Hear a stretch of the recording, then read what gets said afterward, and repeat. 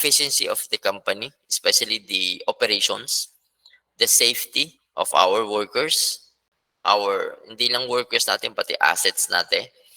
And as a whole, we need to have an overall effectiveness. Okay?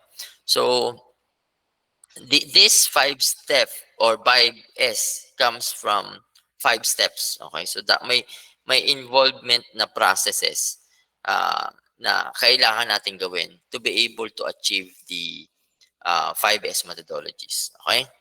So, ano ba tong 5S? As I said, we start with the uh, uh, sort or series. Okay?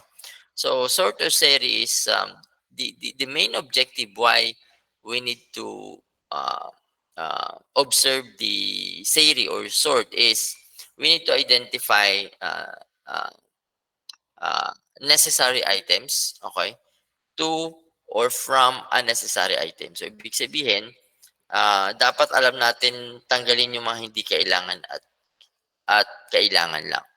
Okay? So, when you do that, the process is you run through all your stuff. Okay? So, sa isang workplace, pwede nyo rito gawin sa bahay nyo. Pwede nyo gawin sa kwarto nyo, sa table nyo. Okay? You run through all the stuff that you have. Okay? And categorize its essential. So, dapat alam mo kung saan mo siya ginagamit. Okay? Anong pinagagamitan mo sa kanya? Let's say, for example, you have a table. Okay? So, yung table mo, marami nakapatong. Okay? Yung mga nakapatong ba dyan ay necessary or unnecessary? Let's say, for example, nasa office ka. Yung table mo may mga pictures mo. Okay? O pictures ng boyfriend mo, pictures ng girlfriend mo, picture ng parents mo, and stuff. Okay? Is that yung mga picture ba yan, yung mga picture frames ba yan ay merong what do you call this, may silbi ba yan? Okay? Sa pagtatrabaho mo. So, doon papasok yung essential versus non-essential. So, yung essentials, is it essential for you to work? So, dapat nakikita mo lagi ang picture mo? Okay? Or hindi naman kailangan yung mga pictures mo? Yan. That's one. Yung mga non-essentials or unnecessary or hindi mo masyadong ginagamit need to be removed from your workplace. Okay? That's the basic operations or the process. Simple lang. And that is basically sort or Satan. So, we'll be able to discuss later on pa yung iba. Okay? So, we have the other one is basically set and order or another S. And this is the first S, you have 2S. Okay? Or what we call a Satan. So, the Satan is our primary objective here is to, after you organize and categorize your things or items in your workplace, what you do is organize the necessary items in an efficient and accessible manner. So, ibig sabihin, pag madali mo siya dapat mahanap. Madali mo siya dapat makita. Okay? Kung lagi mo siyang ginagamit, dapat lagi mo siya nakikita. Okay? So, this is mainly organizing the items in a logical order. So, meaning, kapag madali mo siyang ma-reach kapag nagtatrabaho ka, it basically improves the workflow of your job. Okay? So, when it comes to time, mabilis mo siya mahanap. Kasi, ang mangyayari, kung hahanapin mo pa siya kasi nakatago pala, okay? Araw-araw mo naman siyang ginagamit. Like, for example, karpentero ka, okay? Mason ka. So, ano na ba mga equipments ang most common ginagamit mo for your everyday? Okay? So, you are a developer. So, most common, siyempre, laptop. Okay? Kaya yung laptop natin, may mga stand-alone laptop na hindi mo na mobile. So, you have another laptop which is mobile. So, you assign specific location for each item. So, sa company, hindi lang naman ikaw ang gumagamit niyan. Let's say, a toolbox. A toolbox is ginagamit lahat ng empleyado. Okay? So, let's say, mekaniko ka, electricians ka. So, anyone who are using that particular equipments, dapat madali siyang hanapin. Okay? So, another thing here is the work attitude. So, when you use a particular items, dapat alam mo rin siya ibalik. At the thing is, dapat alam mo kung saan mo siya binabalik. So, dapat may rack ka, may cabinet ka that labeled. Okay? Dapat. Okay? So, ano mga dapat mong gawin? Para mas madali mo siyang makita, ah, kailangan mo siyang lagyan ng label. Okay? So, let's say for example, you have a cabinet, you have a rack. So, dapat may pangalan yun. Sir, alam mo naman yun. Hindi siya ganun eh. Okay? So, let's say for example, an outlet. Okay? So, yung outlet sa Pilipinas, kung mapansin mo, hindi siya standard. Kasi, nakikita mo lang, it's an outlet. The thing is, ano ang sinusupply na ng outlet na yon? Okay? What do you mean by that? Dapat na may nakalagay na 220 or 110. So alam mo, bago mo isaksak, alam mo na let's say for example, nasa ibang bansa ka. Okay, kung walang label 'yon, tapos naka 220 ka, okay, tapos sinaksak mo, 'di ba? Yung power mo, naka 110 pa lang 'yan o baligtad naman, naka 220 yung output tapos naka 110 ka, edi madidisgrasya pa yung appliances mo. So label and sign. Okay, so dapat naka-sign siya. So may specific na informations. Kaya pag ginamit mo siya, pag bago mo siya gamitin, mababasa mo muna. And some of the activities pa na ginagawa in major manufacturing and industrial setting is the color coding. So color coded siya to enhance yung visibility uh, ng ating mga items in a certain settings. Okay? Next is what we call shine or seiso. So sa shine and seiso is in Japanese. It's basically your objective here is to clean and inspect the workplace. Pag shine, di ba? So ibig sabihin regularly you need to set the standards that this particular area is clean. Okay, sabi ko nga sa inyo, di ba? Uh, uh, I am wondering bakit sa ibang bansa, okay, specifically uh, schools in Korea and Japan. Okay. Sa daming school na visit ko sa Japan and Korea, nakita ko na napakalinis lagi ng CR. Okay. So yung CR nila, ang layo sa CR sa Pilipinas. Okay. Ah, sa dumi, okay, sa linis, and so on. At the fact na lagi naman nililinis yung CR nyo. Okay? So talagang nakikita ko lang dyan is attitude. Okay? So sa 5 is hindi pwede yan. Okay? You need to establish, one, there should be a regular cleaning sa workplace. Okay? So especially yung area ng work, yung CR, and so on. So how do you do that? Okay? So dapat malinis, free from dust, free from dirt. Let's say for example sa may mga manufacturing at mga industrial setting and constructions na may mga debris. So dapat we are safely from contact to this particular like debris, okay, na pwedeng makadisgrasya sa atin. Okay? So aside from that, okay, meron tayong may tinatawag tayong regular check-up, okay, regular maintenance. Okay, you need to inspect your equipments and tools before using it, okay, to address yung kung pwede ba nating palitan, pwede ba nating linisin lang, and so on. Okay? Another is what we call standardized or say KITSI. So, ano naman to? Okay, simple lang. The establishment and the consistency of the workplace and procedure. So, ibig sabihin, dapat ma-develop natin yung standardized procedure. Okay? So, kaya sabi ko nga sa inyo, di ba, sa quality management sa ISO, dapat standardized. May step 1, step 2, and step 3. Okay, so dapat pag nag-enroll ka, ano mga steps? Anong step 1, anong step 2, and step 3. Dapat sunod-sunod yan. Okay? So, you need to develop the standardized for the 3S, yung sort, set in order, and shine. Yung tatlong phases na yon, dapat may standard doon. Okay? And Aside from that, you need to educate your employee about the standard. Okay? So, dapat hindi lang ikaw ang may alam ng standard. So, dapat lahat ng empleyado, lahat ng stakeholders, lahat ng may concern, for example, yung meron tayong maintenance, meron tayong ah, mga janitor and janitress. So, dapat alam natin yung procedure sa paglilinis. Okay? What do you mean by that? Dapat nililinis ba yan every hour?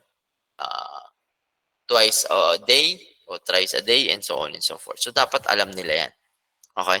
So, we need to implement visual controls para ma-adhere natin yung standard. So, ibig sabihin, dapat laging ma-implement, dapat laging nakikita nung mga tao yung mga standards natin. Okay? In form of um, in form of stickers. Yan. Pwedeng stickers, pwedeng tarpaulins, pwedeng brochures, and so on and so forth. So, lahat ng mga materials na pwede nating ma-inform yung ating stakeholders. And the last one here is the sustain. Okay? Yung sustain naman, or what we call Sitsuki. So, dito, di ba, meron tayong standards. Okay? So, we need to establish a sustainable uh, for a very long term. Okay? So, ibig sabihin, yung mga activity natin from 1 to 3, may standard yon. Yung standard na yan, by heart, kailangan mo siyang i-practice. And then, it's a long term. Hindi siya yung, sa Pilipinas kasi usong-uso yung tinatawag nating ningas kugon, di ba? Ngayon, pag may bisita tayo, malinis. Parang elementary high school. Naalala ko pa to eh.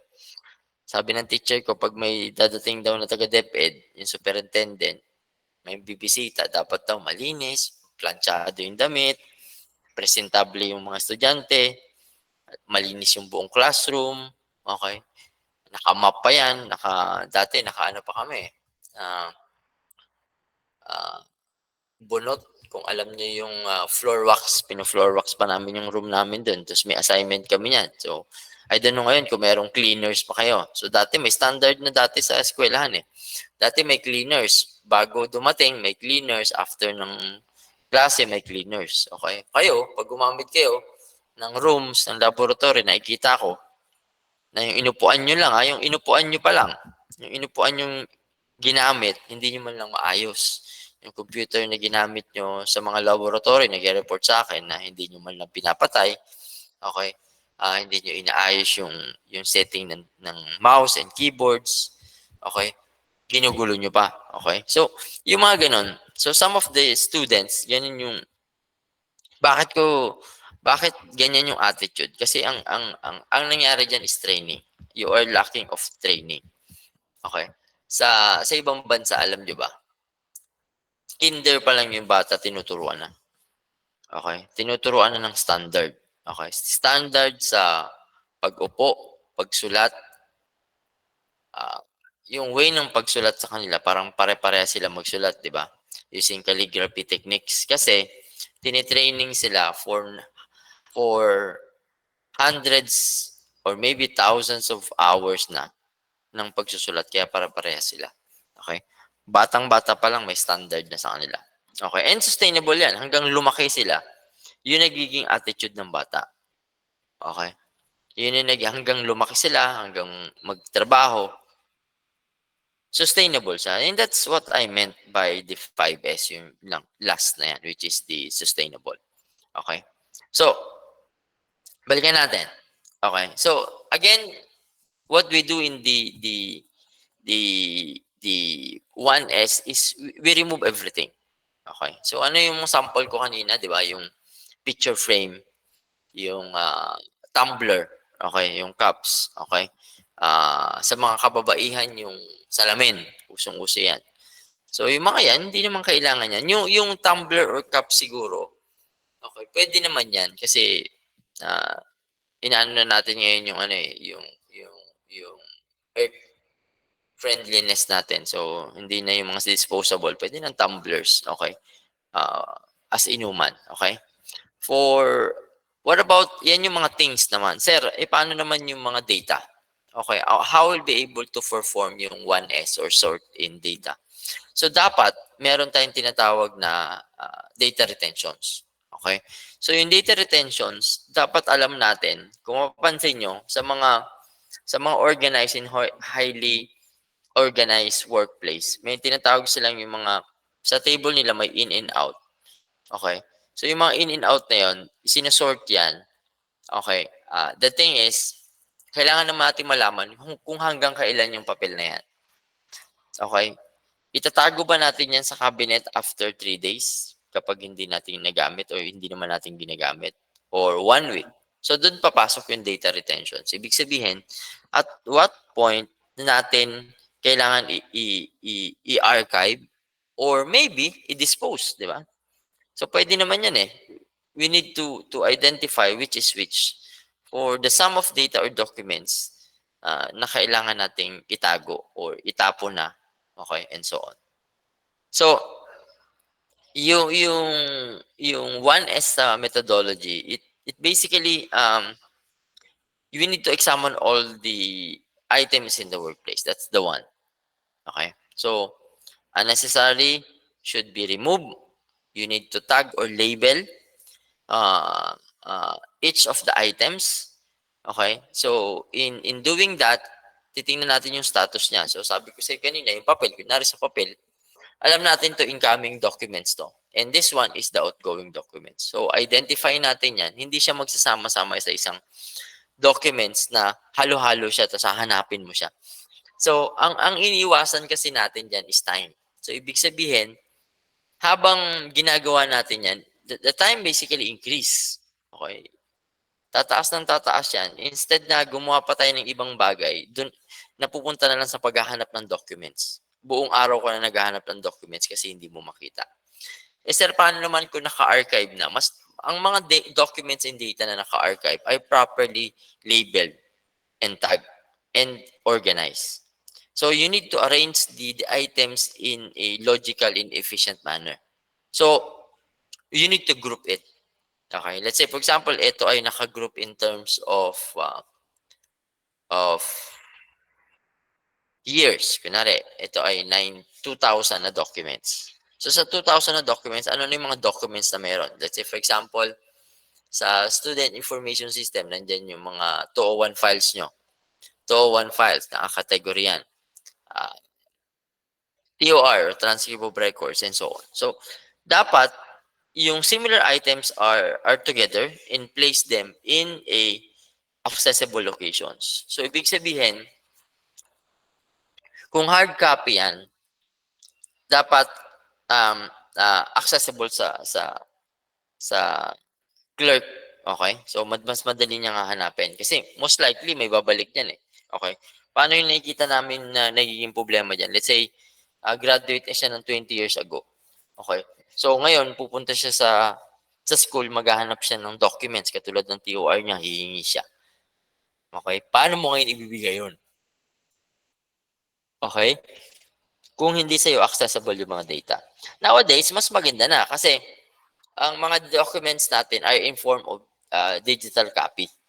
I-search mo lang yung pangalan, kung naka-archives man yan, so may archiving software ka, o may archiving information systems ka, dapat it's a separate system. Okay? Napakadaming gano'n na ngayon na systems na nagko-convert ng paper to digital. Okay? Let's say, for example, yung mga NSO na birth certificate, ini-scan yan, tapos dinigitize, and then ina-archive yon.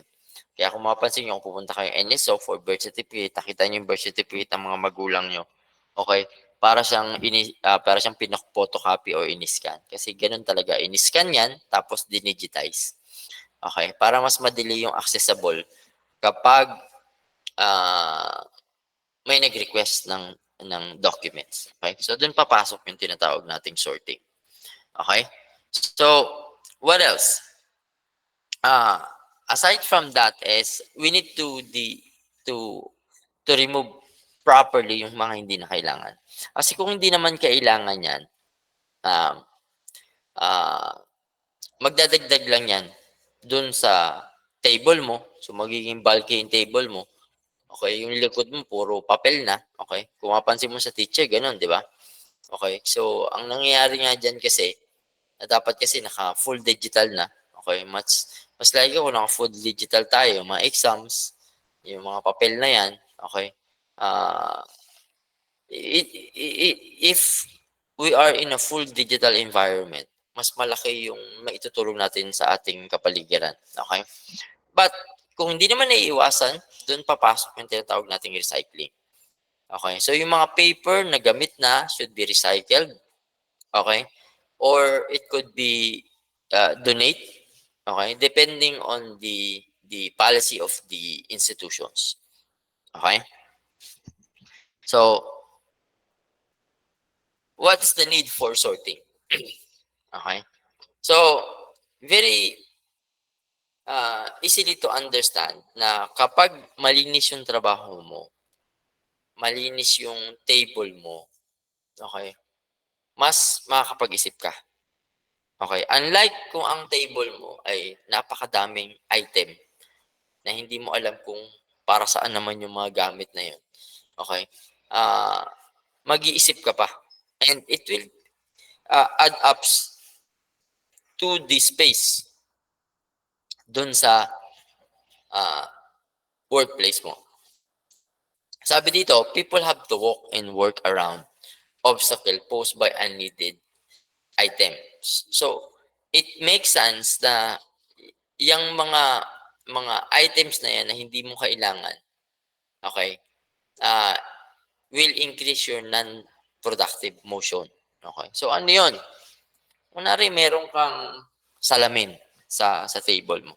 Kung may salamin ka sa table mo, ang gagawin na lang natin yan, magsalamin na lang ng magsalamin tayo kasi nagiging conscious na tayo eh, na tingnan yung itsura natin, kung may muta ka ba, okay, may something ba sa mukha mo, okay, sobra-sobra ba yung makeup mo, sa everyday na lang yan, may makeup ka, mamaya-maya nakita mo na, ay, di pala okay yung makeup ko, magme-makeup ulit ako. Kung mapapansin mo, kung ganyan ang ganyan yung magiging workflow mo, so mag increase ngayon yung time mo na mag spend sa hindi naman dapat ginagawa sa kumpanya. Okay? Ah, more time is wasted, ika nga nila. Okay? So, is this a problem? Okay? Is this a problem? Okay. In a worldwide projects. So, you decide. So, most based on the experience talaga. Okay. Yung makalat, yung madumi, okay, na environment will basically affect the not only the physical, the psychological, and the mental capability ng isang worker. Okay? So, most likely, if you practice the 5S, medyo malilimitahan na yan. Okay? Yung pagsakit ng ulo ng isang tao, ah, most common pwedeng ah, mag-trigger because of the environment na kinagagalawan niya. Okay? So, this is an example. Okay? In the image showing, you have the storage before. Okay? And you have the storage after. So, most likely, kung mapapansin mo, dito, magulo. Magkakasama, hindi naman magkakasama. Sa kanan, nakatago na siya ngayon, enclosed siya. Aside from the enclosed, kung mapapansin nyo, yan, naka-enclose na siya, naka-enclose. Naka-organize pa siya. Naka-set in order pa siya, yan. No? So, magkakasama na yung pare-parehas. Unlike to, may basura dito, may cone pa dito. Okay, ang dami ng, ito, kailangan ba yan? Ito ano to eh, toolbox to eh. Okay, so dapat kung saan siya nakalagay for maintenance, yung mga lagayan ng mga toolbox. Tapos dito kung mapapansin mo, anong ginagawa ng ladder dyan, okay, it should be placed in a room for maintenance items. Okay, so dito yan. Okay. Next is the uh, conference room. Okay, so sa conference room, kung mapapansin nyo, you have here, ito, table, ang daming mga basyo ng tubig, ang daming papel. Okay. So, tingnan nyo na lang. Ano natira? Wala na. Eh, sir, paano ako magtatrabaho? Eh, wala na pala nakalagay dyan. Okay. You put the things that you need. Okay? That is necessary for your work. Eh, sobrang to, lahat ba yan matatrabaho mo? Hindi naman. Isa-isa lang yan. So, lagay mo yan. Ito i-organize ko sa tamang lalagyan. Okay? This one. Okay? This is the office's need for 5S2. So, kung mapapansin nyo, yan. Yung iba hindi na tinanggal, oh. Itong mga images na yan. Pero normally, dapat wala na yan. This one. Sa office setting, sa office setting, mas likely, ito lang dapat. Itong part na to, itong computer mo, check, telepono, printer, kung may printer ka dyan, okay, table, cabinet. Okay. So, normally, pwede ka magkaroon ng isang jacket dito. Lagay mo na lang dito yan. Kung masyado malamig ang opisina. Pero hindi mo siya dapat ihang dyan ng ganyan. Na para siyang cabinet type. Okay? So, when 1S is implemented, what will be the result? Okay, so you do have the objective. Ano yung magiging results natin? So, the results are the following. Okay?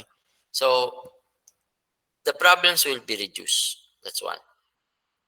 So, yung safety nyo may improve na yan. Okay? So, katulad niyan, okay, dito, lalagyan mo ng table dito, tapos naka-laptop ka, meron kang inumin ka dito, most likely kapag nag-spill yan, mababasa pa yung laptop mo, masisira yan. Okay? So, my safety is improved, job quality is increased. Okay? So, what else? Wasted space is reduced. So, lalaki yung space mo. Kung mapansin mo dito, tinan nyo. Di ba, ang daming nakalagay. So, dito, bakante na. Okay, mas, mas maaliwalas tingnan. Okay, mas malinis tingnan. Mas makakapagtrabaho ka na maayos. Okay? Wasted time looking for parts are basically reduced. Kasi, katulad niyan, kung properly organized yung tool sets mo, alam mo yung screwdriver mo, alam mo yung Phillips screw mo, alam mo yung wrench mo, kung saan nakalagay. So, dapat itemize pa siya. Okay? Next is basically set in order.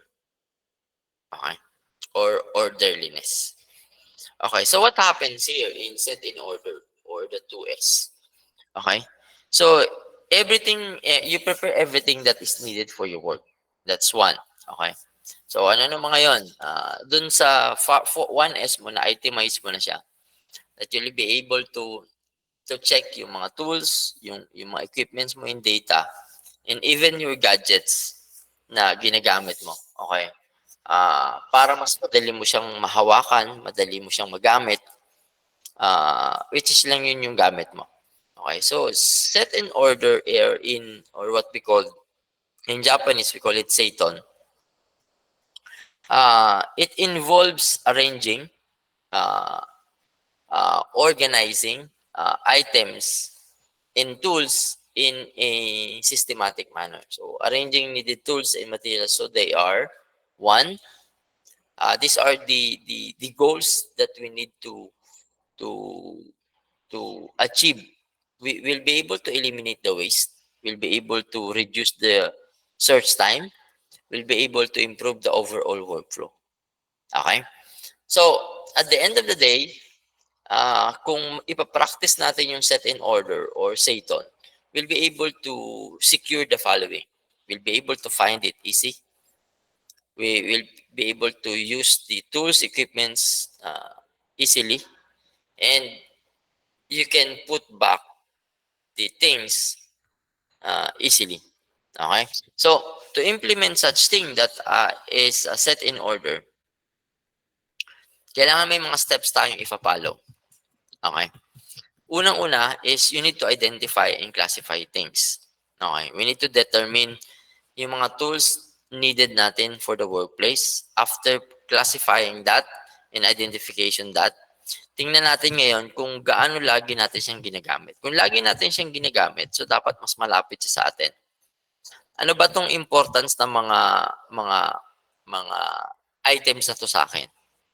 And how these items are relevant to my work. Katulad ng ballpen, katulad ng calculators, yan, katulad ng iPads, laptops, and so on. So, kailangan mo siyang i-classify based on kung gaano mo siya laging ginagamit or your frequency of use. Okay? Aside from that, so na-itemize mo na siya. Okay? Kasi kung ma-classify mo siya, mas madali mo siya mahanap. Okay? Kung hindi naman mo siya laging ginagamit, so dapat itago mo na lang siya. Okay? Next is you'll be able to designate the location of your items based on your classifications. Okay? You assign the items. So kung nasa cabinet siya, lagyan mo siya ng label. Lagyan mo siya ng markings. Okay? So lagyan mo siya ng specific visual aids na madali mo siyang makikita. Na hindi mo na siya kailangan pang halugugin yung buong content kasi makikita mo siya. Kaya nga, mapapansin mo, yung mga mahalaga yung sa documentation. Excuse me.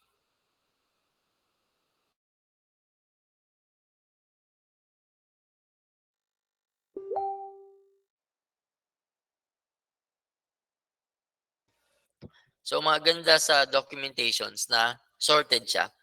So, from A to Z, wala sa documents. Kung physical document siya, mas madali mo siyang hanapin kasi nga, nakasort siya. Tapos yung sorted niya, nakaka-categorize pa siya. So, ito lahat ay 201 files. Sa isang cabinet na to, nasa 201 files. Pangalawa, itong cabinet na to ay mga results ng specific examinations. Kunwari, prelim, midterm, and finals. Yung mga yun, mas madali mo siyang hanapin. Unlike itambak mo siya sa isang room na full of documents na hindi siya sorted. Okay? So, what else? Another is the workflow. So you need to organize the item in such a way mas madali mo siyang hanapin, okay? Uh, at kung hindi naman kailangan ay itago mo na lang siya. Okay? So easy to put back. Okay? So ginamit mo siya ngayon, ginamit mo yung items kunari, tools. Wrench, screws, and so on. Dapat, sa toolbox mo, identify kung saan mo siya dapat ilagay. Okay? Nakalagay doon na itong martilyo na to, itong hammer na to, dito nakalagay yan. May label siya. Okay?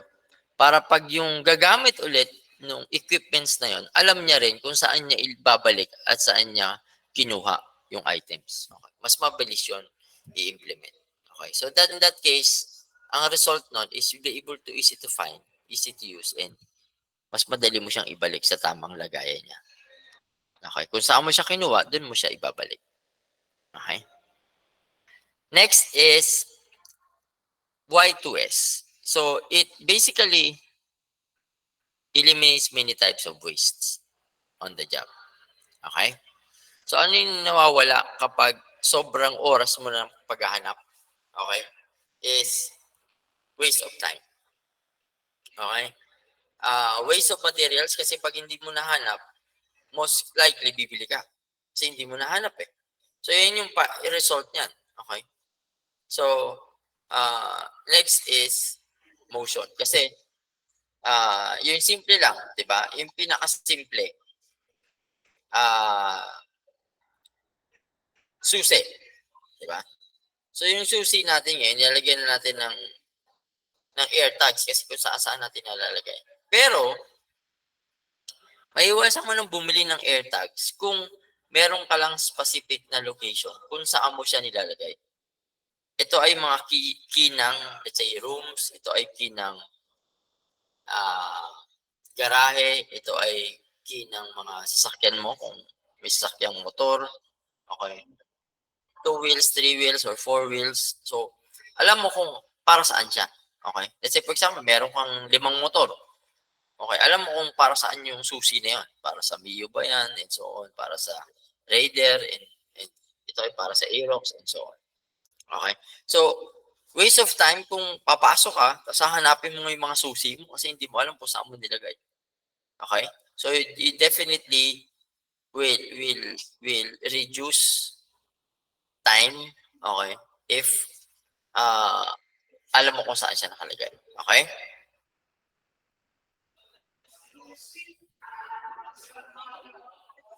Next is what we call uh, sunshine or shine. Okay? Which is cleanliness. Okay? So, paano ba natin ma-achieve yung cleanliness? Okay? So, sabi dito, keeping everything clean and readily usable. Okay? You basically clear out and remove something. Okay? Na hindi ka aya-aya. Hindi ka aya sa ilong, hindi ka aya sa mata, hindi ka aya-aya sa pandinig. Yung mga senses mo, kapag irritable ka, meaning, hindi okay yan. Nari may naamoy kang something na hindi mo kaaya-aya sa ilong mo. So, dapat it should be removed. Okay? Next is yung dirt.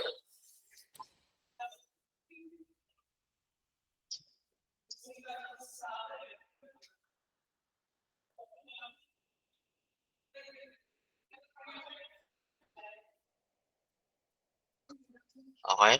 So,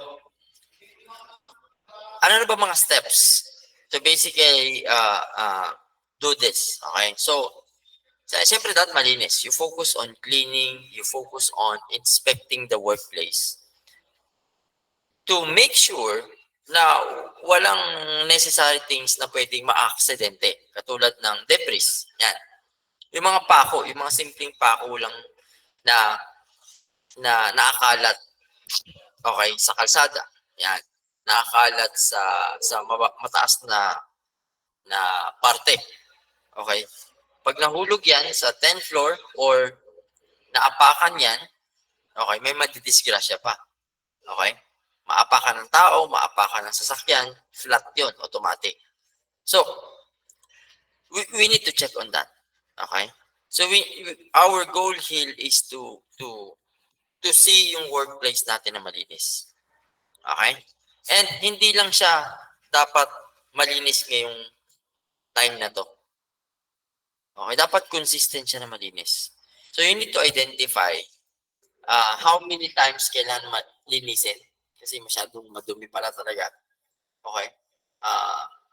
It makes sense na sa 3S natin, which is shine, kailangan natin establish yung different activities. Okay? Such as, one, make sure na meron tayong schedule ng paglilinis. Okay? So, daily routine na yan. Okay? So, meaning, bago pumasok, at pagkatapos or in between. Kaya kung mapapansin nyo, makikita nyo naman yan sa mga fast food chain, di ba? Sa mga fast food chain, very strict sila sa cleanliness. Why? Kasi, siyempre, kakain ka ba sa isang fast food, nakita mo madumi CR, and so on. Or, mag-check-in ka ba sa hotel na pag check-out mo, meron ka ng kate-kate because of the bugs, because of the mites, and so on and so forth. Kasi ang standard ng isang hotel ay one, although sustainable ang gusto nila diyan, gamitin ng at least 2 days or 3 days yung mga bed sheets. Pero pwede mo siyang linisin or pwedeng palitan every day. Okay? So in that sense, bago ka mag-check-in, ililinis siya. Now, ang mga tanong diyan, ano yung mga particular chemicals or materials sa paglinis? Very particular tayo dyan. Napapatay niya ba to? O hindi? Okay? Kung may mga areas na hindi nalilinisan, yan. Okay? So, you need to address that. Okay? You need to, while cleaning, dapat makita mo rin yung mga items if it is broken or not. Okay? So, you need to check if there is a wear and tear. Okay? Ibig sabihin, may mga equipments talaga na dapat palitan na in a specific time period. Kunwari, katulad ng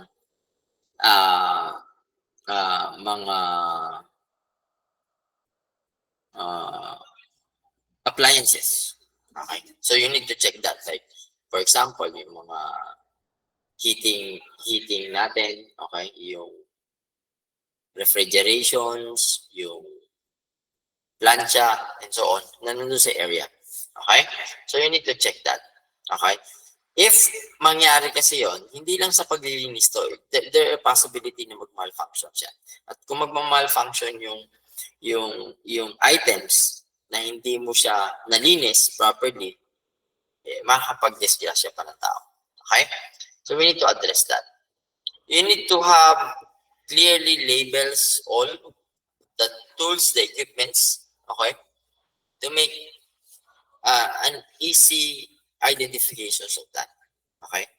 And another thing is, aside from cleaning, aside from you identify if there is a problem with that item or that materials or that equipments, what we can do is we need to set a preventive maintenance schedule.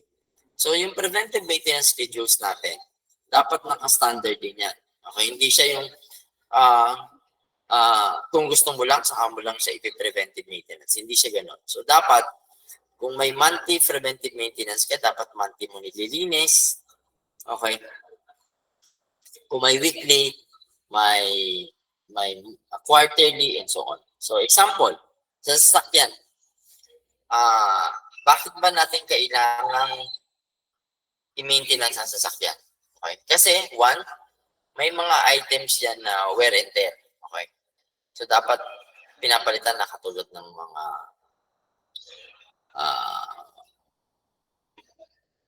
gulong. Yan. Okay. So, ano bang standard ng gulong? Dapat ang gulong ay nire-rotational. Ibig sabihin, yung mga gulong nyo, yung 4 na gulong o 2 gulong kung nakamotor kayo, pinagpapalit-palit nyo yan. Okay? Kasi yung condition ng road condition sa Pilipinas, hindi pinagmaganda. Minsan, yung harapan, yung pudpud, yung likod, hindi. Okay? Ganon din sa 4 na gulong. So, dapat, nire-rotational nyo yan. So, pinapapalit nyo yung nasa harapan, nilagay sa likod, and so on. Okay? Para maging pantay. Okay? Kasi, magkakaroon ng problema tayo sa performance. Okay? Bakit tayo nagbe-preventive maintenance is there's a need to replace yung mga kailangan para ma-improve yung performance when it comes to efficiency. So, ibig sabihin kung kumakain na ba ng malakas na gasolina or diesel yung sasakyan mo, most likely yan, hindi mo pinamaintenance yan. So, dyan papasok yung oil change, okay, and so on. So, may standard yan.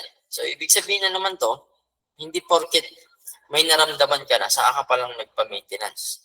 So, ibig sabihin, cold starting na siya, hindi na siya mabilis mag-start. Okay? Medyo lumakas na yung gasolina mo or medyo mabagal na yung sasakyan mo. Okay? May nararamdaman ka ng pagginig. Okay? And so on and so forth. So, there are standards dito. So, sa sasakyan, kailangan i-preventive maintenance mo siya for every 5,000 kilometers. Okay? Kapag na-reach mo or 5,000 or less than 5 months or 4 months, yan, gano'n. Depende sa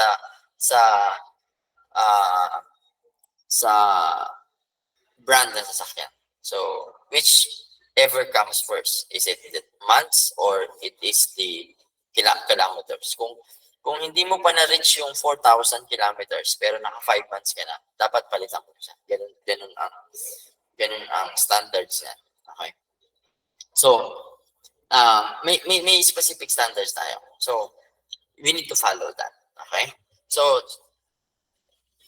next is, you need to train your employees. Okay? In training the employees, there should be a proper cleaning procedures.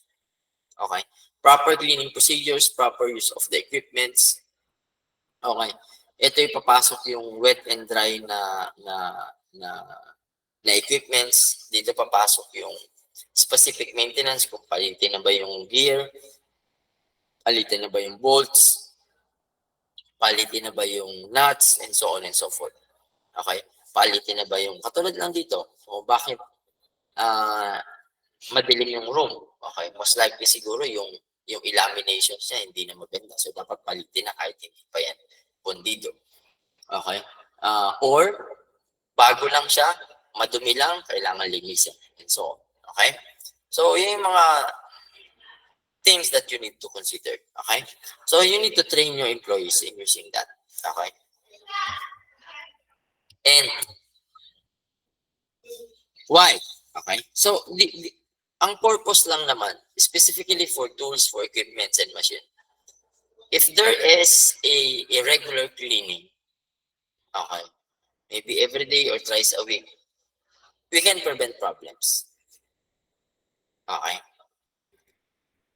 Kasi yun naman ang nagiging resulta, okay, ng malfunctioning ng every equipment sa planta kapag hindi na preventive maintenance.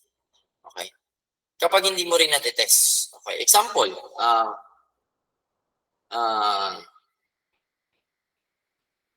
fire sprinkler, yan. Nari, sa sunog. Okay? So, dapat tinitest mo yung fire sprinkler mo tsaka yung fire, yung mga sensors mo. Kasi, paano kung nagkaroon ng sunog bigla tapos hindi gumana yung fire sprinkler mo? Hindi mo hina-hydro-test. Walang lumabas na tubig. Kasi nga, parado pala kasi hindi mo pinipreventive maintenance. Instead na mape-prevent natin yung paglaki ng sunog, hindi gumana, so nasunog mo. So, yun yung magiging results niya. Okay?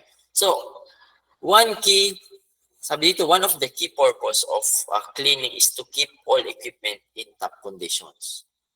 Okay? So, it always be ready to be used. Okay? So, you don't expect na parang brand new yan kasi hindi mo naman ginagamit. Hindi siya ganun. Even though you are not using it, okay, so dapat mo siyang linisin, kailangan mo mag-contact ng preventive maintenance. Okay? Next, so when this 3S is not well implemented, the problem will arise. Okay? So, ano ibig sabihin nun? Okay?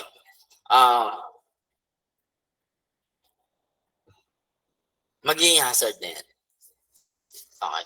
It will considered hazardous. Okay? So, meaning, sasakay ka ba itatakbo ba yung sasakyan mo papuntang norte or south?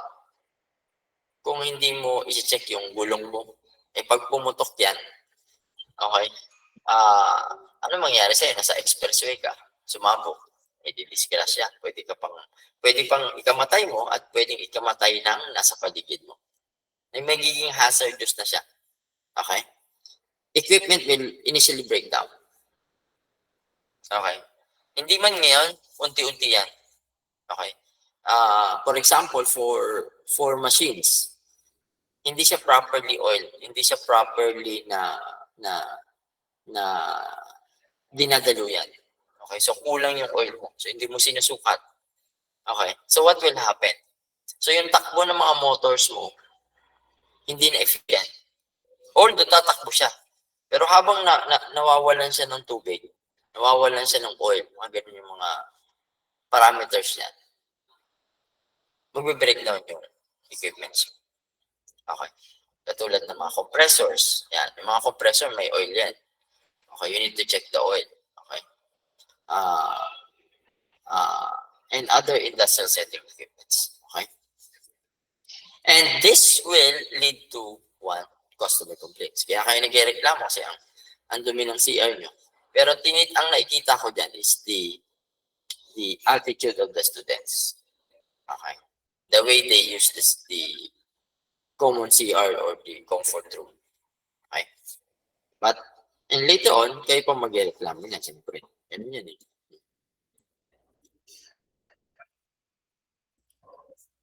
Before is what we call standardized. Okay. So, what is standardized or standardized cleanup? Okay. So, the 4S is you create guidelines for maintaining the improved condition. So, dito, sabi ko nga sa inyo, ang key nito ay disiplina. Okay. Kapag ang isang tao walang disiplina, kahit yung iba ay sinusunod yung nasa guidelines, yung nasa procedures, tapos sa loob ng isang industry, may mangilan-ngilan na pasaway, hindi rin tayo makakaiwas. So, systematic is or doing it proper. Okay? You do it properly. Okay? So, paano mo siya gagawin ng tama? Okay, one is you make a to-do list. So, ano bang ang dapat mong gawin? Okay. Ano dapat ang mga checklist? Okay, so may checklist yan. Okay, ano ba yung tinatawag nating checklist? Okay, example, maintenance. Okay. So, pag nagme-maintenance kayo ng motor ng sasakyan, lahat sinecheck. Yan yung tinatawag na checklist. I-check yung makina, i-check yung battery, i-check yung gulong, i-check yung starter. Lahat siya may checklist. Yan, nakita nyo. So, i-check nila ngayon kung ano ang hindi at anong okay. Okay? So, ano yung papalitan? Ano yung lilinisin lang? Okay? Hindi naman lahat papalitan. So, kung nari, kailangan lang ng linis, okay lang yun. Okay? No need to replace it. Okay? And that is basically one thing that you need to do. Checklist. Okay? So, in doing that, may standardize natin or may seiketsu natin. So, ano na mga typical na pwede nating gawin dito? From the 3S, using set in order, shine, we could maintain yung standardization ng mga yan. Okay? Para later on, hindi siya maulit. Okay? So, we need to set specific guidelines, specific standards for the 5S to do. Okay? So, dyan papasok yung mga documents. So, it should be documented properly. Kaya kung mapapansin nyo, di ba dun sa mga documents na pinaksa nyo, may mga numbers yung mga documents. Kasi may mga numbers yung documents para matrack natin yan at makita natin sa standards. Kunwari, yung grading sheets nyo. Yung grading sheets nyo, meron siyang standard na number dun sa ilalim. Para makita na yung ginagamit ng teacher ay standard. Hindi niya standard, parang gano'n. It's the institutional standard. Although, may mga part doon na pwede niyang baguhin. Pero, yung the entire layout, yung frequency ng percentage pare-parehas. Pero, pwede niyang palitan yung distribution is parehas. Pero yung nasa loob niya, pwede niyang baguhin because of the will of the teacher. Pero may standard yun. Okay, so lahat ng ginagawa nyo, lahat ng documents, meron siyang number. Kasi nga, pwede nating matrack yung mga documents based on that number. Okay? So, another is training, again. Okay? And, para ma-continuous yung improvements natin yan, dapat meron tayong audits. You make sure that there is a standard areas na we'll be able to check. Okay? And then, later on, pwede mag-improve to mga to. Okay? In that case, we need to encourage that there is a continuous improvement. Okay? So, kaya kung mapapansin nyo, although hindi naman lahat nagagawa ng magandang results, pero ang sinasabi, you can make suggestions, you can make comments on how we'll be able to improve. Yan yung makikita niya, di ba, sa mga fast food chain, sa mga, yan, sa mga web applications nyo, sa mga system applications nyo, and e-commerce application nyo, katulad ng Lazada, Shopee, di ba? May mga nagme-message sa inyo na on how Shopee will improve yung kanilang services na ino-offer. So, binibigyan kayo ng mga questionnaires and stuff para ma-analyze nila kung nasaan yung weaknesses nila at nasaan yung mga part na strength nila. Kung strength man nila yan, pwede pa nila ma-improve later on. Or kung weakness nila, it will turn to probability na maging strength yun later on. At they will improve that particular areas na nakita nila na mahina sila. Okay? Now, why for us? Okay, simple. With standard and without the standards. Okay. So, pag sinabing without standard, sabi dito, improvements made with the first three disciplines would soon be lost. Okay. Yan yung magiging resulta niya. Without the standardizations.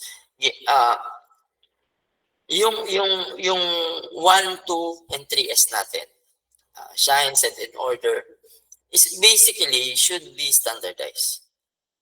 Okay. So, ang magiging resulta is new employees are hard, people forget. Okay. So, wala siyang standard. Okay. And it should be maintained properly. So, next is the 5S, or what we call sustaining or discipline. Okay. So, ano naman to? Or sustain. So, sustain is you need to have self-discipline to do this. Okay. So, hindi lang ngayon yan, ngayong araw na to, naglinis ka, bukas hindi na. It's not only this month, okay, nag-preventive maintenance ka, tapos next, hindi na. Okay. It is a continuous improvement. Okay. And make it a habit that it should be correct properly. Okay. So, let's say, for example, during the operations na ginagamit mo yung machines, may nakita ka ng something, may tumutunog, may lumalagitnik, okay, something fishy is going on with the equipments. Okay. So what do? You report it. Kung ang standard ay hindi ikaw ang technical person involved, so huwag mong gagalawin yan. Kasi hindi ka naman mechanical, hindi ka technicians. Okay. So you need to call the engineering team to check kung bakit may key sound or may sound like na lumalabas dun sa machines mo. Okay? So, the 5 must become part of the normal workday. So, dapat, kung lagi mo na siyang ginagawa, yun na yun eh. Okay? Magiging sustainable yan kasi paulit-ulit mo siyang ginagawa at ginagamit. Okay? So, you will create a culture wherein there is a continuous operations and there is a continuous improvement where workers would encourage to basically identify and address yung mga problems na nakikita nila for the improvement. Okay? Kasi sila yung gumagamit eh. Okay? So, to be able to improve the productivity of your workers, there should be a well-organized, well-cleaned workplace. Okay? So that the employee will work effectively and efficiently. Okay? So, the time will be reduced and increase the productivity. Okay? And not only that, the 5S works with must be brief, efficient, and routine. So, dapat nagagawa. Okay? Hindi imposible hindi magawa. Okay? Yung mga activities na yan. Okay? So, by maintaining this one, by maintaining it clean, by organizing it in efficient workplace, you will have a better organization. Okay? So, kung better organizations yan, mas maganda yung product na ilalabas mo. Kasi, very little yung lalabas sa planta na no good. Or, what we call defective. So, kung walang defective na lalabas sa planta, the customer will be happy. Okay? So, you will have a lifelong customer satisfaction. So, bakit maraming mga brand na tumatagal sa industriya? At bakit maraming brand ang hindi tumatagal sa industriya? Kasi, because of this one. It boils down into 5S. Okay? So, kasi, sa fishbone diagram, papasok doon is, you wanted to eliminate or reduce this particular thing that is happening in the plant. You need to check the root cause analysis. Okay? In identifying this, papasok din si 5S. Okay? So, without basically sustaining yung 5S, okay, you will lose customers. Okay? Wala nang tatangkilik sa'yo. Kasi, yung sa planta dapat ma-identify mo agad na may defective eh. Ang dating, na nakikita na lang kapag ginamit na yung equipments mo. Okay? Katulad ng cellphones, bakit tumatagal yung Samsung, bakit tumatagal yung mga Vivo, Huawei, bakit tumatagal yung Apple? Because of their quality. Okay? May quality yan kasi may 5S sila sa planta. Okay? So let's recap and define 5S. So these are the 5S. So we have the first step. So procedural to guys. So dapat ito yung pagkasunod niya. Okay. You set in order, which basically you straighten it. Okay. And yung shine is basically you swipe it. Okay. So from 1S, sort, set in order, shine, standardize, and sustain. These are involved the organization. Okay. The 2S is basically orderliness. Okay. 3 is cleanliness. 4 is the standardized cleanup and discipline. Okay. So what are the actions that we need to do? Okay. Ito lang mga simple para mas matandaan nyo siya, yung 5S natin. Remove unnecessary, locate everything, clean, make it a habit, and sustain the 5S. Okay? So what are the catchphrase na pwede nating i-integrate dito sa mga 5S natin? One is, when it down, throw it. So kung hindi ka naman sure sa mga sa paggamit na ito, tanggalin mo na lang. Kasi doon ka lang sa familiar mo. Okay? Or else, the company conduct further trainings, employee trainings to use that particular equipment. So a place for everything is everything. It's in place. Okay. You organize the documents, the machines, the items properly in a safety place. Baka naman itago mo yung mga yan sa pagbalik mo, puro ano na, puro alikabok na. Okay. Yung pala, tinago mo para lang itago na for life. You know? Okay? So, you need to clean that. So, the best cleaning is not need cleaning. Okay? Ulitin ko, the best cleaning is to not need cleaning. So, ibig sabihin, you need to clean it. Okay?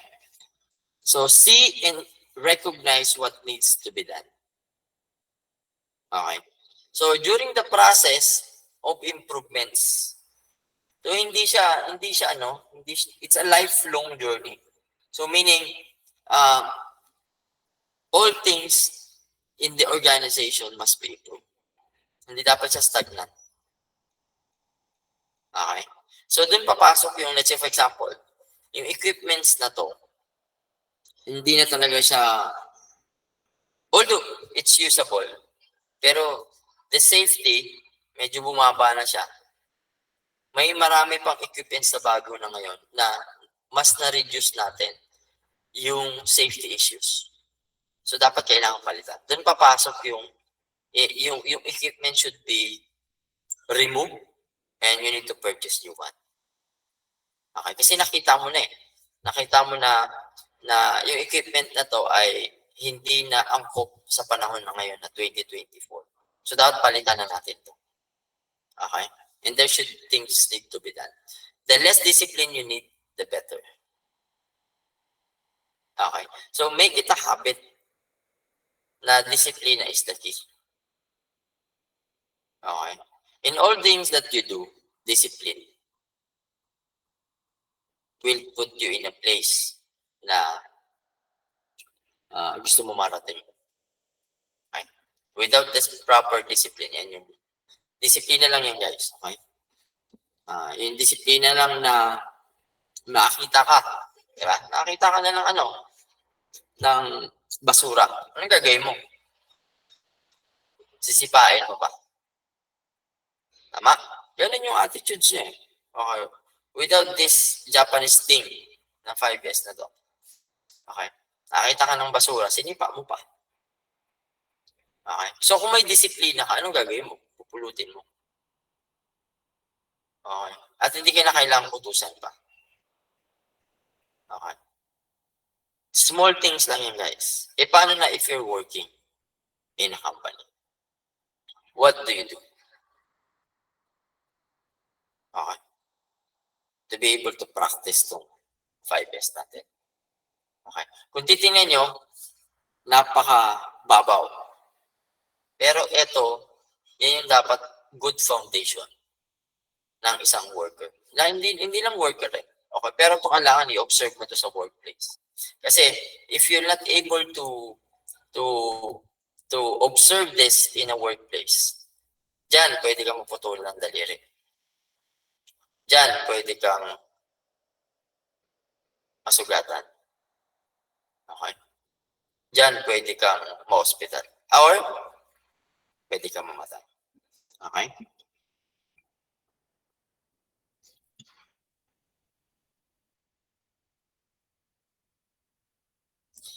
Okay. So, what do we gain?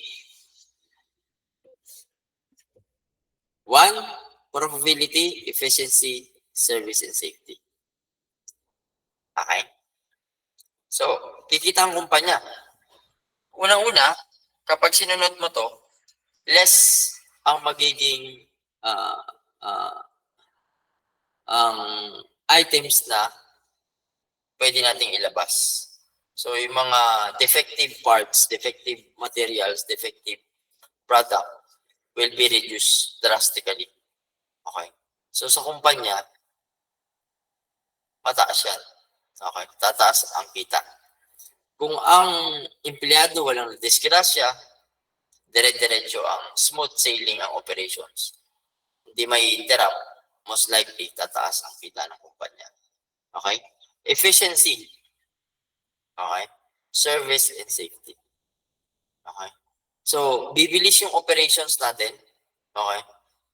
If we do have this kind of processes or methods, which is the 5S. Okay? Your services will be improved. Okay? Not only within your internal environment or internal employees, or siyempre, pwede sa labas din. Okay? Which is, dyan papasok yung mga out-of-sale services. Bilang nabenta na. Pag nasira, anong mga procedures ang gagawin mo? Okay? Para ma-under warranty yung equipments or yung materials na yan. Kasi kailangan may proseso eh. Hindi naman lahat yan under warranty. Okay? So, how do we improve that? Okay? So, ngayon, medyo naging standard na yung warranty. So, let's say for example,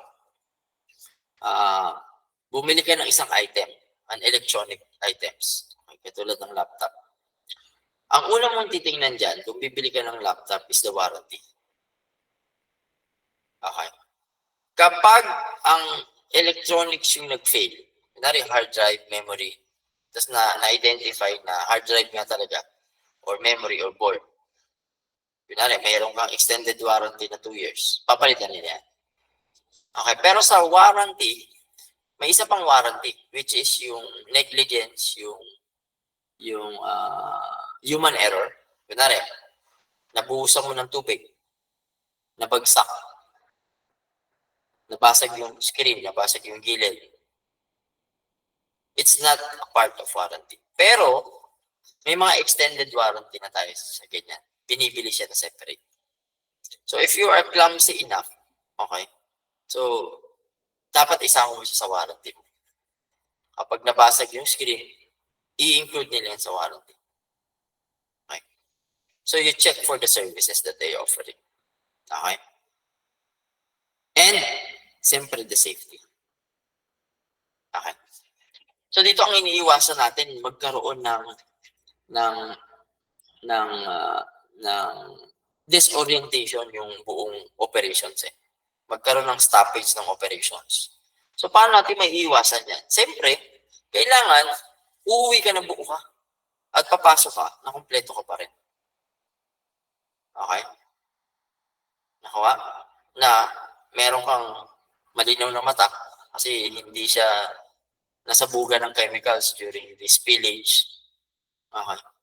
At meron kang kumpletong daliri kasi hindi ka naputulan nung nag-cutting ka ng wood or ng metal and so on. Okay? So the bottom line, sabi dito, is the 5S will improve profits and at the same time improve both quality and safety. Okay? Sino ang win-win dito? The customers. Okay, if you are into appliance. Okay. Sino ang win-win dito? Kayo. Okay. Nakuha? Hindi tayo video. Okay. So, questions sa safety before tayo next topic.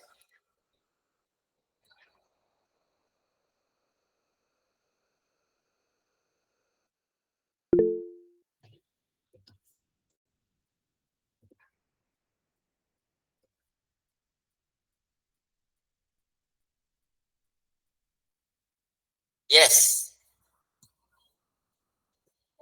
Question.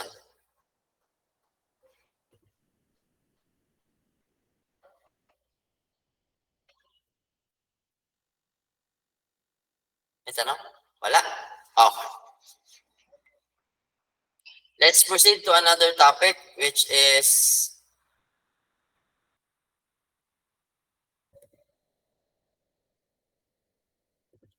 lockout, tag-out. Okay.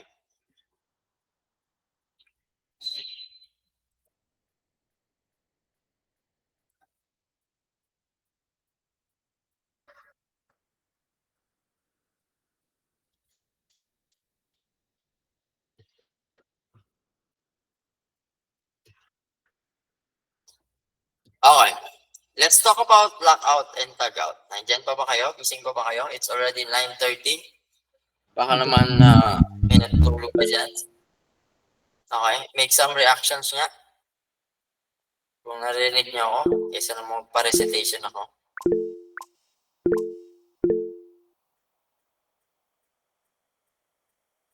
Okay, sige. May mga gising pa. Siguro may mga ilan-ilan dyan pag nagtawag ako. May mga thumbs down pa.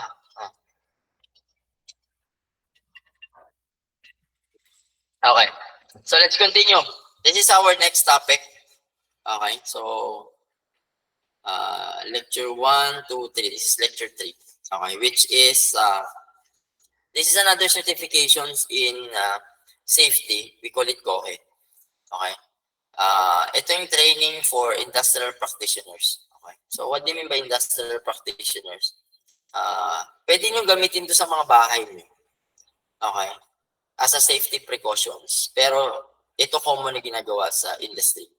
Okay. So paano ba to? the lockout and tagout, or what we call, ang short or acronyms nito is basically the lotto. Okay? Hindi yung lotto na lotto ha. L-O-T-O. Ano? L-O-T-O.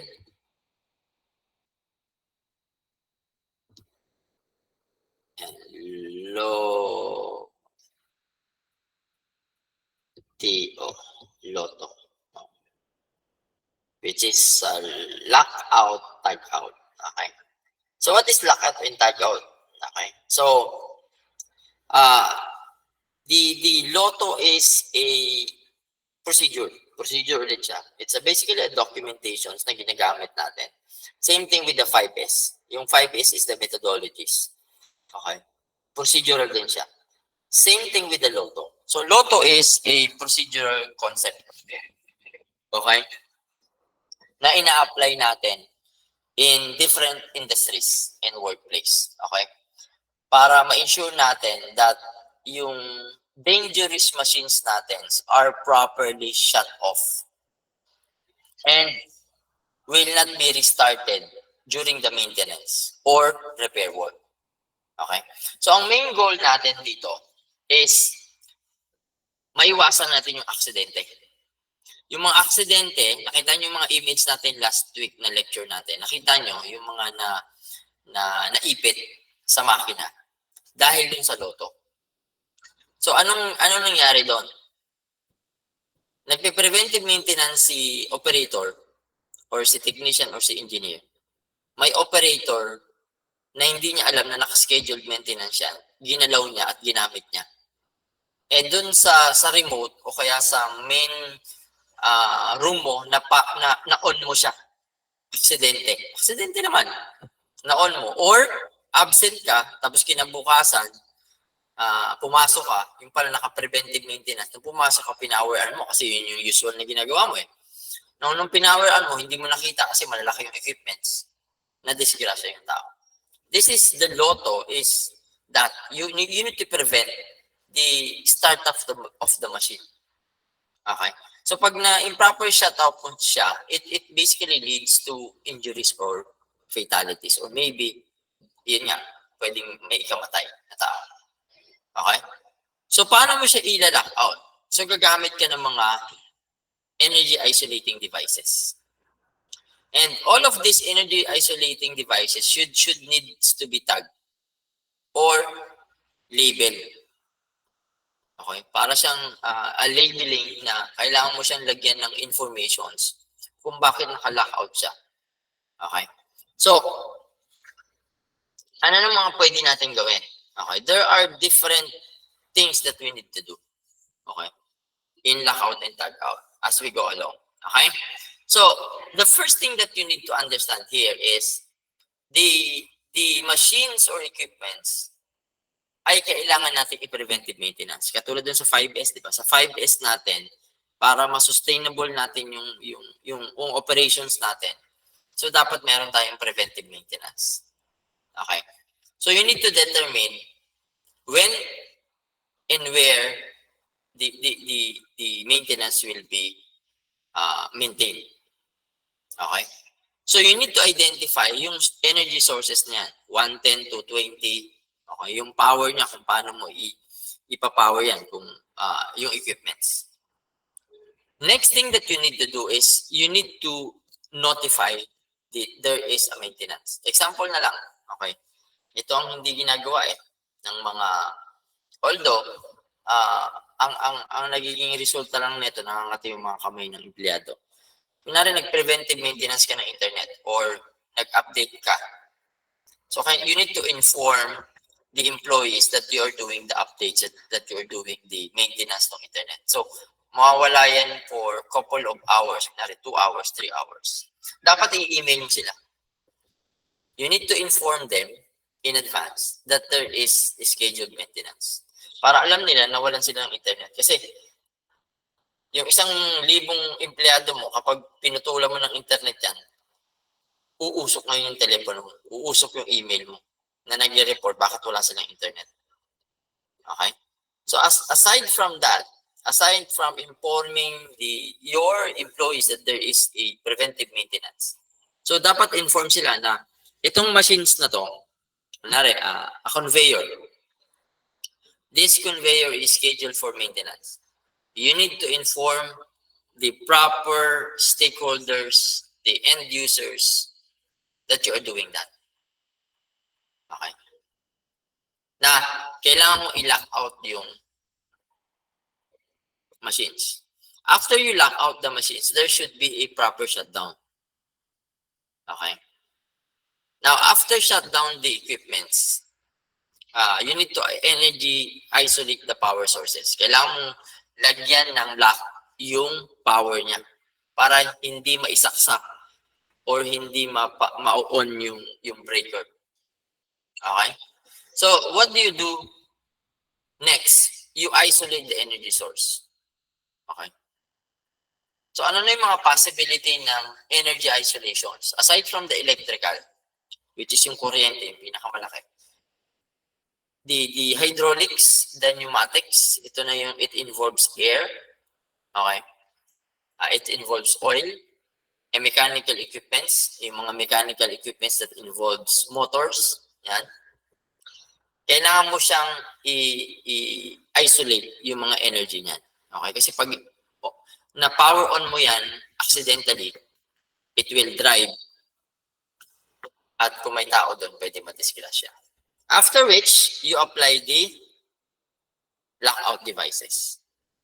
Okay? So, you need to install lockout devices. Ito yung ngayon yung mga physical devices na pwede mong gamitin to lock out. Okay, pwedeng in forms of lockout devices like yung mga padlocks and so on. Okay? Now, after which ma-okay mo siya, you need to release the stored energy. Okay? So, in releasing the stored energy, you need to ensure that the equipment is safe. So, wala na siyang stored power. Okay? Nakawa? So, let's say for example, compressor. Okay? Kung napakalaki ng compressor mo, tapos hindi mo nirelease yung pressure at ginamit niya, pwede makabutas yun. Yung high pressurized na water na lang. Or yung high pressure na lang, pwede makabutas yun. Pwedeng mabutas yung katawan mo. Okay? Pwedeng maputol yan gamit yung high pressure. Okay? So you need to ensure that you need to release the pressure. So, kunwari, yung conveyor is in air, kailangan i-release mo siya. Okay? So, you need to test, ensure that it cannot be started. Okay? So, you need to check dapat yung all the procedures na hindi, and anyway how it will be powered on by anyone in the company. And then, apply the tag out. So, in applying the tag out, yung tag out equipment yun should be communicated in form of information. Okay. So, yan yung ilalagay mo kung bakit naka-lock out, sino lang dapat ang magpa-power on, anong date mo siya ni-lock out, anong date mo rin siya i-remove. Okay. So, yan yung mga common practices. Once after that, kailangan mo na siya i-maintenance.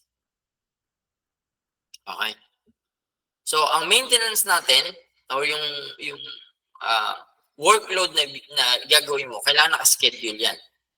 Okay, during the 2 hours, 3 hours, 1 week, and so on.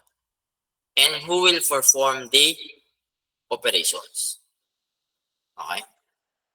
Now, that's the time, natapos mo yung maintenance, it's now the time for you to power on the equipment.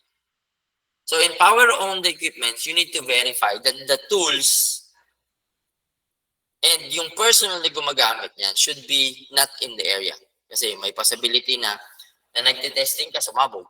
Nagte-testing ka, may mag-leak. Kunwari, it's a gas. Diba? Pwede ba disgrasya yun? Kailangan naka-safety ang mga tao. Okay? Wala doon sila sa area. Hindi pwede dito yung marites. Okay? So, You remove the devices and you restore the energy and power on. Okay? So example, let's say there is a conveyor systems manufacturing. So sa conveyor, there should be a lockout tagout na gagawin. So you need to identify the conveyor, kung ano yung mga connections niya. Alam niyo naman yung conveyor, di ba? The conveyor is yung may motor dito. Ito yung conveyor yan. Okay, may motor dito yan. Tapos, ganito yung direction niya. Yan. Nandito yung tao. Yan yung operator. Okay. So, may source to mga to. Ang mga power source niyan is electrical. Okay. Mechanical. Mga sources niya. So, you need to identify that. Okay. So, you notify the persons involved in the maintenance. I-shut down mo tong conveyor. Okay. Next, i-isolate mo yung electrical niya. I-lock mo siya. Okay. And other mechanical components katulad ng motor. May motor to eh. Okay. May maliliit na motor niya, may malalaking motor. Depende sa conveyor. Okay. Pwedeng maipit ka dyan. Okay. I-release mo yung stored energy if there is a stored energy present. Okay. Para siyang in electronics, para siyang capacitor. Kailangan mo discharge yung capacitor para mawala yung source dun sa capacitor. Kasi yung capacitor, nag-i-store ng energy yun. Kapag ginawa ka mo, pwede ka makuryente. It's kiliti lang naman yun. Pero it can store energy. Okay. After which, maintenance. Okay. Perform necessary maintenance. After dyan, i-lock out mo siya. Okay. Verify the safety and restart the conveyor. Okay. So, you emphasize on preventions. Okay. Now, pasok na tayo sa first one, which is the lockout. Okay. So, lockout daw is a technique used to prevent release of hazardous energy or prevent the hazardous energy from escaping. Ano ba yung mga hazardous energy natin? Okay. Ang mga hazardous energy natin are what? Example of hazardous energies. Okay? Yung mga energy natin katulad ng electrical, mechanical, hydraulic, pneumatic, chemical, terminal, ano ba? Yan yung mga yon. Okay? We'll discuss it later. So, yung mga yan, you identify the hazardous. Okay? So, it's basically a process wherein you block yung mga energy na yan from the power source para mag-activate siya. Okay? So, paano mo siya gagawin? You install lockout devices dun sa power source. Okay? Para hindi niya magamit. Okay? So, may mga parts tayo na hindi naman kailangan i-lock. Okay? Katulad ng mga boxes, katulad ng mga storage, and so on. Anin yung mga dapat nating i-lock out. So, it's basically safety procedures na ginagawa natin during the maintenance and repair. Okay? So, in lockout procedures, we need to identify the energy source first. One. Okay? Notify the users. Proper communication should be imposed if there is a servicing na mangyayari dun sa isang machines natin. Katulad kay sample natin kanina, the conveyor. Or,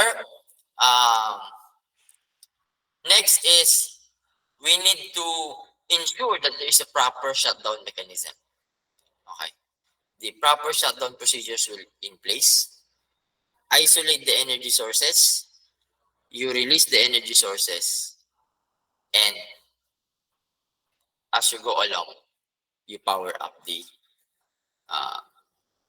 machines. Okay. So ano yung mga fatal 5 main causes of lockout tagout injuries? Okay. So yung failure to basically stop the equipment will result to the operators or maintenance personnel na hindi sumusunod sa proper procedures to stop the equipments before siya mag-perform ng servicing or before siya mag-perform ng maintenance. Okay? So, yung failure to stop ng equipments can lead to what? Pwedeng mag-automatic move yung mga motor natin. Umikot siya. Okay? Improper operations. Okay? And this will result to posing significant risks dun sa ating empleyado. Okay? What about failure to disconnect from the power source? Anong mangyayari? If ginagawa natin yan, mapiprevent natin yung this accidental energization. Okay? Kapag na-disconnect natin yung power source. Okay? So, ano magiging resulta? Pwede kang masunog. Pwede kang magkaroon electrical shock, burns, or other electrical injuries. Okay? So, you need to properly isolate the equipments from the electrical sources natin by the use of the lockout devices. Okay? What about failure to dissipate? So after mo ma-shutdown yung equipment, there may be a residual energy na pwedeng mag-storage dyan. Okay? Katulad ng, sabi ko nga, electrical charge. Okay? Katulad ng capacitors, pwede yan. Or in mechanical, yung mga pressurized fluids, air, and so on. Okay? So ano mangyayari sa atin when we failure to dissipate yung mga yan? So magkakaroon tayo ng injury. Anong specific injury? Pwedeng bleeding. Pwedeng ma-neutralize ka, mahilo ka bigla. Okay? And so on. Okay? Next, what about accidental restarting of the equipments? So paano nangyayari to? So during the maintenance, okay, and servicing, pwedeng mangyari to.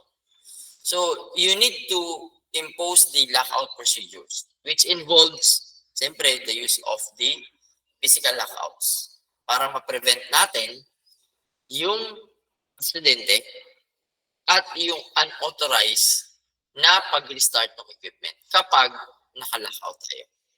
Okay? So lahat ng involved here should apply their lock to ensure na may control tayo dun sa mga equipments natin. Okay? Next is failure to clear work areas before restarting. Ano naman to? Okay? It's very essential for the lockout and tag out to ensure yung work natin, yung work area natin is clear from human. So yung mga personals natin. 2, yung mga tools. 3, pwedeng mga spare parts. Okay? So, failure to do this will result to injuries. Okay? Nakuha? So, pwedeng madisgrasya yung ating empleyado. Okay? So, who is responsible for this? The employee. So, dapat properly trained sila. They ensure that the lockout and tag out or the LOTO procedure is understand and understood and follow properly. So there are a lot of definitions when you talk about LOTO or lockout and tag out. Okay? So one is the authorized employee and what we call affected employee. What is the difference between the two?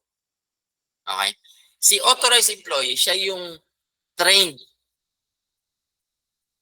at designated na to lock out the machines if there is a preventive maintenance. Okay? So may knowledge siya, may authority siya. Okay? So these are a person who has specific training and experiences and expertise related to that equipments. Kaya siya yung magla-lock out nung machines na yan. And that is an authorized employee. Okay? Next, ano naman tong affected employee? Pag sinabi nating affected employee, ito naman yung someone whose jobs involves operating or using the equipment. Siya yung operator. Tama? The one whose job requires him to operate, to use a machine or equipment on the which servicing maintenance being performed. So siya yung user. Siya yung end user. So si affected employee may not be directly involved in the maintenance. Kasi yung maintenance, expert yung gumagawa na. Okay? But their task is to be in the work area. So it means mainly expose sila sa mga potential hazards na pwede mangyari kasi sila yung gumagamit. Okay? So you need to follow the safety and procedure related to the lockout and tag out. So you must be aware of what status mo if you're an end user lang, if you are a authorized employee. Okay. So another definitions here is what we call energy isolating devices and energy control procedures. So ano naman tong energy isolating devices? Ito yung a mechanical device, okay, that physically prevents the transmission or release of energy from the machine, okay, during the maintenance or repair. So ang purpose nito is to ensure na yung hazardous energy natin are properly shut off, properly lock out, at hindi ma-re-energize o mapapower on ng kung sino man. So let's say for example, yung mga energy devices na pwede nating i-disconnect. Okay, ano na ba yung mga pwede nating i-disconnect? One, common switches. Yung switch lang, di ba? Two, for electrical, nandyan yung circuit breaker. So dapat naka-power off yan. Sa instrumentation, dapat naka-power off yung bulbs. Kasi bubulwak yan. Next is blocks. Okay, or any other devices for the matter na pwede maka-apekto dun sa accidental re-energizing of the equipments or the machine. So there are responsibilities of using the isolated natin. So dapat alam mo siya. Okay? You know the areas ng energy sources natin. So para ma-power off mo siya. You impose the locking and tagging, okay, nung equipments natin, okay, and so on. What else? Another is what we call energy control procedure. So ano naman tong energy control procedure? So yung energy control procedure, sabi dito, is a safety program adopted by the employee. Okay? That includes energy. So this is the lockout and tagout procedure, or what we call a safety program. So lahat ng operations natin sa planta, there should be a safety procedure and safety program. Itong program na to will not only protect our assets sa kumpanya, including our human resources. Okay? From hazard to energy resources. Okay? So ito na yon. So what can we done to control hazardous energy? Ano bang magagawa natin para makontrol yan? So sabi ko nga, failure to control hazardous energy, okay, were basically reduced by putting on safety program. Okay. Like, for example, proper lockout and tagout. Proper protections, proper procedure to safeguard our workers from hazardous energy. So, si OSHA, okay, si Occupational Safety Health Administration, may mga fact sheets siyang sa libro. Fact sheets. So these are the informations, okay, describing practices and procedure necessary to disable yung mga machines natin to prevent hazardous energy release. So, yung mga hazardous energy release natin is basically potential hazard in different forms if not properly controlled by the workers. Okay? So, na-encounter natin yan. Okay? Lalo na sa normal day-to-day operations ng mga planta. Okay? So, isa-isahin natin. Ano ba itong mga to? So, let's start with the electrical. Okay? So, common examples for electrical systems and equipments are yung mga power lines, electrical panels, yung mga tools na ginagamit natin. Okay? So, this electrical thing will result to, kapag hindi natin nagamit properly yan, pwede tayo magkaroon ng electrical burns, makuryente tayo, electrical shocks, or other injuries if it is not properly controlled. Okay? Mechanical. Ito yung mga moving equipments and machines. Okay? So, most common transitional and rotational yan in form of conveyor belts, may mga motor, rotating belts, yung mga umiikot ng depending on the rotation per minute. Ito yung mga press machines. Okay? So, ano ang mangyayari sa'yo kapag na-properly energized to? Pwede kang maipit, crush yung mga buong katawan mo o yung kamay mo lang, mataganan, ma-pinch ka, okay? Or ma-entangled ka, pumasok ka doon sa malaking makina at umikot ka, okay? Yan ang mga pwede, okay? What about hydraulics? So hydraulic naman, this involves yung mga machines and equipment such as yung mga press and lips, okay? So, yung mga yan, it basically stored energy. Okay? So, very severe ang mangyayari sa inyo na sudden power ng mga hydraulic pressures. Okay? May possibility pa na mamatay ka dyan. Okay? What about pneumatic? Pag pneumatic naman, it basically uses a compressed air. Okay? So, pag hindi siya deep pressurized before the maintenance at hindi mo tinanggal yung air pressure dun sa compressor, unexpected release ng air pressure, siguro mga naglilinis ng sasakyan, meron nakikita kayo na compressor, pero maliliit yun. Okay? Maliit yung power nun, normally 1 HP, 2 horsepower lang yan. Mas malalaki yun nasa planta. Ang size ng compressor, parang kasing laki ng room. Okay? So, imagine mo yung pressure na lalabas. Okay? Compared mo to 1 to 3 horsepower. Okay? So, butas talaga yung katawan mo dyan. Okay? Kapag hindi siya na-depressurize. Okay? In a pneumatic environment. What about in chemical? Okay? Sa mga chemical, most likely,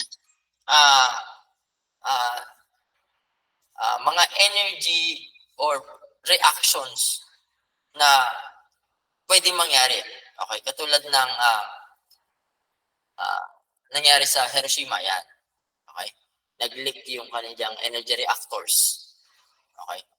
So, mga pipelines. Okay? Yung mga vessels which is highly pressurized chemicals, katulad ng mga ginagamit sa mga chemical industry, katulad ng mga gamot. Yan. Okay? What about thermal energy?